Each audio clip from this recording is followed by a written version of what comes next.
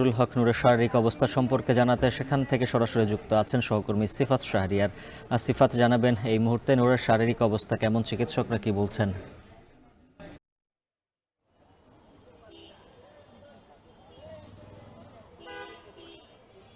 এখনো তিনি আইসিইউতে রয়েছেন এবং চিকিৎসকরা যেটি বলছেন তার জ্ঞান ফিরেছে, তিনি কথা বলছেন, কিছুটা ইশারা বুঝছেন, কিন্তু এখন পর্যন্ত শঙ্কামুক্ত হননি। এবং আমরা যারা মেডিকেল বোর্ডের যে একজন সদস্যর সাথে আমি কথা বলেছি, তিনি যেটি বলেছেন যে তার মাথায় রক্তক্ষরণ হয়েছে এবং নাকে এবং চোয়াল, মাথার হাড় ভেঙে গেছে। যেহেতু আজকে সকালে এক্স রে করা হয়েছিল, সেক্ষেত্রে সে এক্স রেতে ধরা পড়েছে।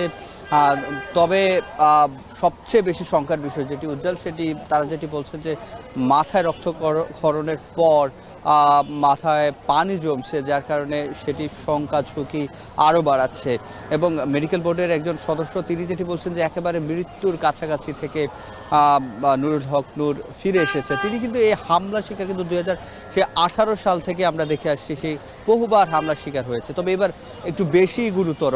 এবং এবার যে হামলাটি সেটি কিন্তু তারা যেটি বলছে, নুরুল হক নূরের যে দল গণ অধিকার পরিষদের সাধারণ সম্পাদক রাশেদ খান, তিনি যেটি বলছে যে এটি তাকে হত্যার উদ্দেশ্যে পরিকল্পিতভাবেই করা হয়েছে। এবং সেখানে তারা যেটি বলছে যে কোনো প্রকার উস্কানি ছাড়াই তারা শুধু প্রেস ব্রিফিং করছিল। সেই সময় তাদের যে কার্যালয় রয়েছে বিজয়নগর, সেই কার্যালয়ের সামনে এসে আইনশৃঙ্খলা বাহিনী যৌথভাবে তাদের উপরে হামলা চালায়। এবং এখানে তারা যেটি বলছে যে তারা আইনশৃঙ্খলা বাহিনীর পুরো সকল বাহিনীকে কিংবা সদস্যদেরকে দোষারোপ করতে চান না। তারা যারাই হামলার সাথে সুনির্দিষ্টভাবে জড়িত তাদেরকে তারা বলছেন যাতে আইনের আওতায় আনা হয়। এবং সেক্ষেত্রে এখানে অন্যান্য রাজনৈতিক দলের নেতাকর্মীরাও এসেছে, তারা যেটি বলছেন এর দায়, এই হামলার দায় কিংবা নুরুল হক নূরের এই অবস্থার জন্য সরকার দায় এড়াতে পারে না। তারা এর একটি সুষ্ঠু ব্যবস্থা গ্রহণ করতে হবে এবং যারা প্রকৃতপক্ষে দোষী তাদেরও বিচার করতে হবে। এবং সেই সাথে তারা যেটি বলছে 24 ঘন্টার মধ্যে একটি বিচার বা যারা চিহ্নিত, যারা এখানে উস্কানি ছাড়াই হামলা করেছে তাদের বিচারের আওতায় আনতে হবে, 24 ঘন্টার আলটিমেটাম দিয়েছে। সেই সাথে সাথে তারা যেটি বলছে আইন শৃঙ্খলা পরিস্থিতির অবনতির জন্য গণ অধিকার পরিষদের পক্ষ থেকে স্বরাষ্ট্র উপদেষ্টার পদত্যাগও দাবি করেছে। তারা যেটি বলছেন যে তিনি ব্যর্থ হয়েছেন আইন শৃঙ্খলা পরিস্থিতি সামাল দিতে।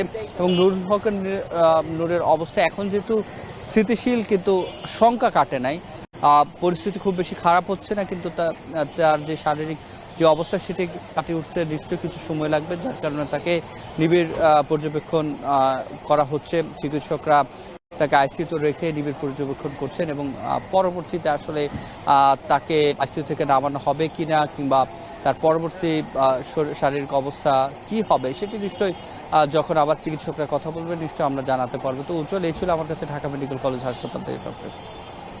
সহকর্মী সিফাত শাহরিয়ার জানাচ্ছিলেন নূরের শারীরিক অবস্থার সবশেষ খবর। নুরুল হক নূরের হামলার প্রতি